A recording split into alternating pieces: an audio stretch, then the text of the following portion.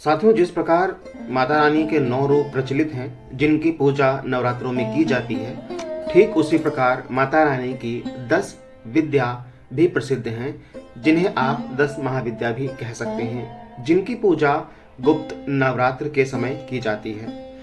ये 10 विद्या माता सती ने भगवान शिव के सामने अपना प्रभाव दिखाने के लिए प्रकट की थी, जिनका पाठ प्रकाष्ठ अलग अलग उद्देश्यों के लिए विभिन्न समय काल में हुआ है। इन 10 महाविद्याओं के रूप की साधना मुख्य रूप से तांत्रिक विद्या या शक्तियां प्राप्त करने के लिए की जाती हैं, इसलिए इन्हें तांत्रिक महाविद्या या शक्तियां भी कहा जाता है। तो आज हम आपको 10 महाविद्याओं के नाम सहित उनके बारे में संक्षेप जानकारी देने वाले हैं, तो विनती है वीडियो में अंत तक बने रहिएगा। पहली है काली महाविद्या। पहली महाविद्या, जैसे कि मैंने बताया, काली जी मानी जाती हैं, जो माता सती के शरीर से प्रकट हुई थी। इनका रूप अत्यंत भीषण एवं दुष्टों का संहार करने वाला है। माता सती ने क्रोधवश सबसे पहले अपने सबसे भीषण रूप को प्रकट किया था, जो फुंकार रही थी। महाविद्या काली का रूप, जिनका वर्ण है काला, केश खुले हुए व अस्त व्यस्त, वस्त्र है नग्नावस्था, नेत्र 3, हाथ 4, अस्त्र शस्त्र व हाथों की मुद्रा, खड़ग राक्षस की खोपड़ी, अभय मुद्रा वर मुद्रा, मुख के भाव अत्यधिक क्रोधित व फुंकार मारती हुई। अन्य विशेषता है जैसे कि गले व कमर में राक्षसों के मुंडियों की माला, जीभ अत्यधिक लंबी व रक्त से भरी हुई। महाकाली का उद्देश्य क्या था? रक्त बीज व शंभु शुंभ निशुंभ राक्षसों का वध करने के लिए मां काली का रूप का प्रकट हुआ था। रक्त बीज एक ऐसा राक्षस था जिससे रक्त की एक बूंद भी नीचे धरती पर गिरती तो उसमें से और रक्त बीज उत्पन्न हो जाते। तब माता रानी ने अपने इस भीषण रूप से उस राक्षस के रक्त की बूंदों को धरती पर गिरने से पहले ही पी लिया था और उसका अंत हो गया था। महाविद्या काली पूजा के जो लाभ हैं वो हैं शत्रुओं व दुष्टों का नाश होना, स्वयं में परिवर्तन आना, मन से बुरी प्रवृत्तियों को निकालना, अभय का प्राप्त होना, समय की महत्ता होना इत्यादि। तारा विद्या महाविद्या। साथियों, दूसरी महाविद्या मानी जाती है तारा, जो मां सती के शरीर से प्रकट हुई थी। उनका रूप भी भीषण व दुष्टों का संहार करने वाला है, इसलिए उन्हें मां काली के समान ही माना गया है। माता रानी के इस रूप ने भगवान शिव को स्तनपान करवाया था, इसलिए इन्हें शिव की मां की उपाधि भी दी जाती है और प्राप्त हुई है। साथियों, हालांकि ये बात ही मुझे आज ही पता चली। महाविद्या तारा रानी। तारा का रूप वर्ण नीला, केश खुले हुए व अस्त व्यस्त, वस्त्र बाघ के खाल, नेत्र 3, हाथ 4, अस्त्र शस्त्र व हाथों की मुद्रा, खड़ग तलवार, कमल फूल व कैंची, मुख के भाव आश्चर्यचकित व खुला हुआ। अन्य विशेषता गले में सर्प व राक्षस नरमुंडों की माला। अब महाविद्या तारा का जो उद्देश्य था वो ये था कि सतयुग में देव दानवों के बीच हुए समुद्र मंथन में जब अथाह मात्रा में विष निकला तो उसका पान महादेव ने किया, किंतु विष के प्रभाव से उनके अंदर मूर्छा आने लगी। तब माता पार्वती ने तारा रूप धरकर उन्हें स्तनपान करवाया, जिससे शिव जी का विष प्रभाव कम हुआ। अब इनके पूजा के लाभ क्या हैं? मातृत्व भाव का जागृत होना, संकटों का दूर होना, आर्थिक क्षेत्र में उन्नति, मोक्ष इत्यादि की प्राप्ति। त्रिपुर सुंदरी महाविद्या। महाविद्या त्रिपुर सुंदरी तीसरी महाविद्या मानी जाती हैं, जो मां सती के शरीर से प्रकट हुई थी। इन्हें महाविद्या षोडशी के नाम से भी जाना जाता है, क्योंकि इनकी आयु 16 वर्ष की थी उस समय। इनका रूप अत्यंत सुंदर व मन को मोह लेने वाला था, इसलिए इन्हें त्रिपुर सुंदरी भी कहा जाता है। इनका रूप कैसा है? वर्ण सुनहरा, केश खुले हुए व व्यवस्थित, लाल रंग के वस्त्र, नेत्र 3, हाथ 4, अस्त्र शस्त्र व हाथों की जो मुद्रा आप अक्सर देखेंगे, पुष्प रूपी 5 बाण, धनुष, अंकुश व फंदा, मुख के भाव शांत व तेज चमक के साथ। अन्य विशेषता भगवान शिव की नाभि से निकले कमल के आसन पर विराजमान। इनका उद्देश्य क्या था? पहले 2 रूपों में माता रानी ने अपने भीषण रूप प्रकट किए थे। तत्पश्चात उनका ये सुंदर रूप प्रकट हुआ जो अत्यंत ही सुखकारी व मन को लुभा लेने वाला था। इनका प्रकट होना अपने भक्तों के मन से भय को समाप्त करने एवं अंतर्मन को शांति प्रदान करने वाला था। अब इनकी जो पूजा अर्चना से जो लाभ होने वाले हैं, सुंदर रूप की प्राप्ति, वैवाहिक जीवन का सुखमय रहना, जीवन साथी की तलाश पूरी होना, मन का नियंत्रण में रहना, आत्मिक शांति का अनुभव करना इत्यादि। तत्पश्चात चौथा, महाविद्या भुवनेश्वरी चौथी महाविद्या मानी जाती हैं जो मां सती के शरीर से प्रकट हुई थी। इन्हें समस्त ब्रह्मांड व माता की पृथ्वी की माता माना जाता है, इसलिए इनका नाम भुवनेश्वरी अर्थात समस्त भुवन की देवी कहा गया है।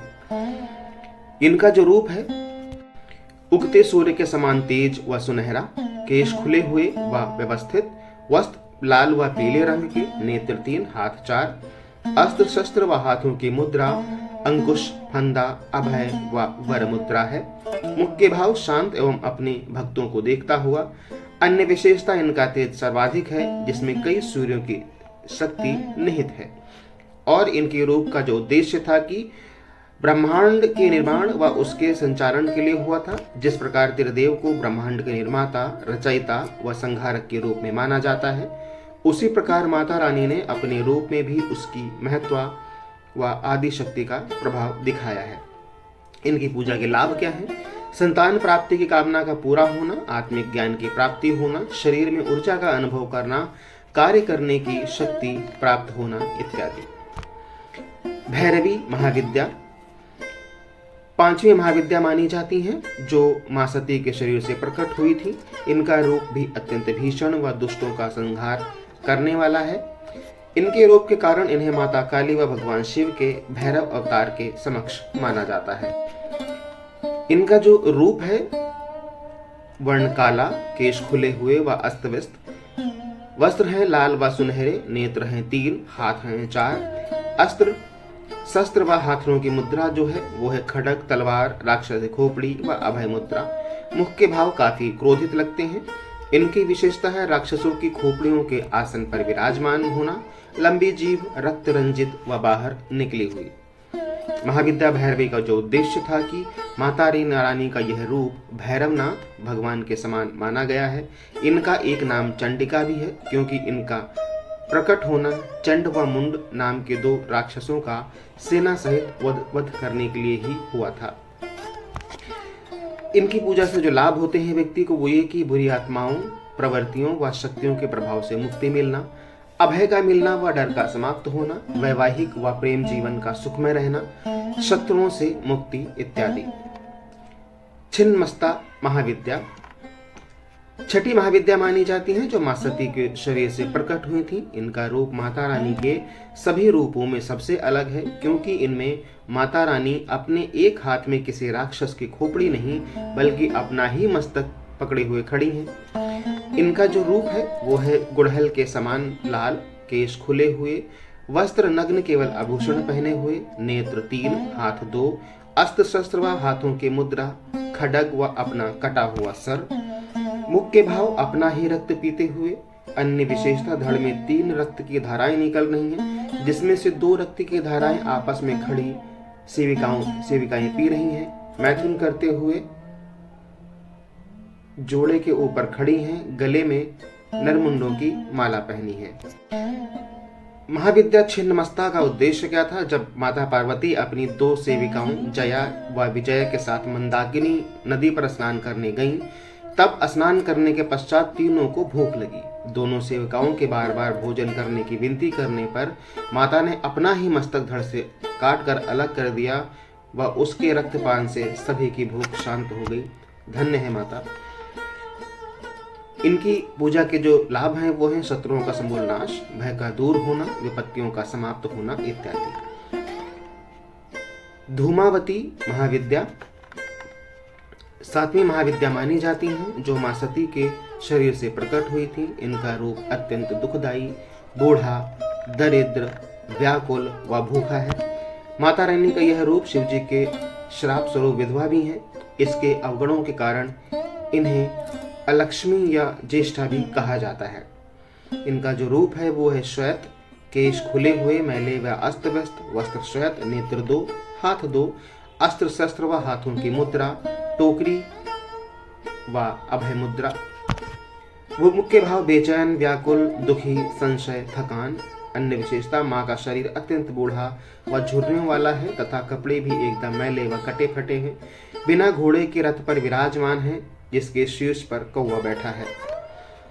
महाविद्या धूमावती का उद्देश्य। एक बार माता पार्वती को अत्यधिक भूख लगी और उन्होंने शिव जी से भोजन मांगा। उस समय वहां भोजन नहीं था, तो शिव जी ने उन्हें प्रतीक्षा करने को कहा।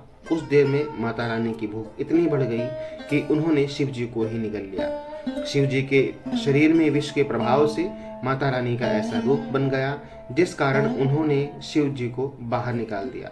शिव जी ने बाहर निकलते ही माता रानी के इस रूप को विधवा हो जाने का श्राप दिया। इनके फायदे क्या हैं पूजा के?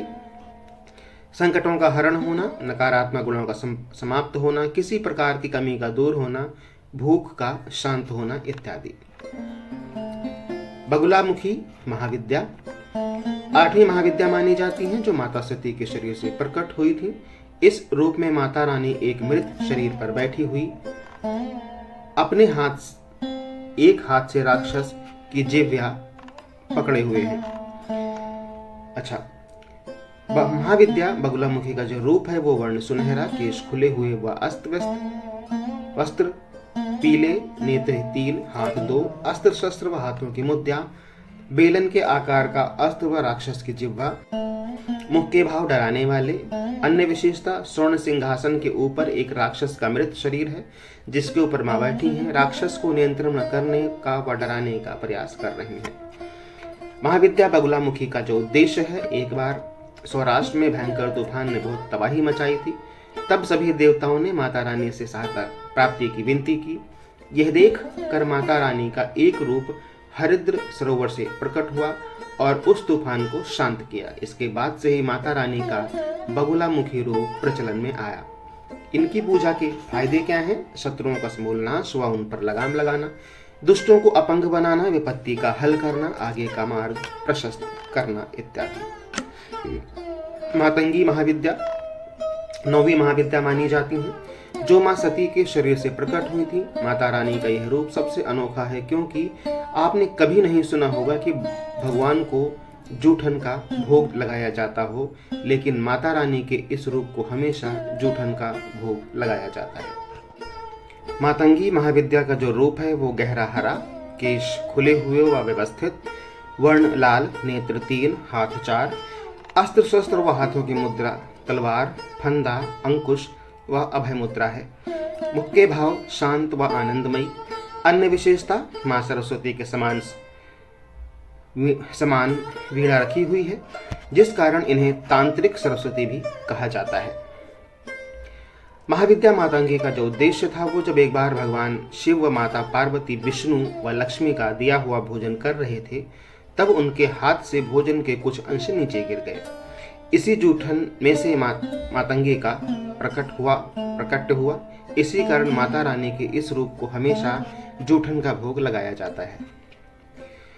महाविद्या मातंगी के पूजा के लाभ, बुद्धि व विद्या का विकास होना, कला व संगीत के क्षेत्र में उन्नति, वाणी पर नियंत्रण व मधुर बनना, जादू टोना या माया के प्रभाव से मुक्ति इत्यादि।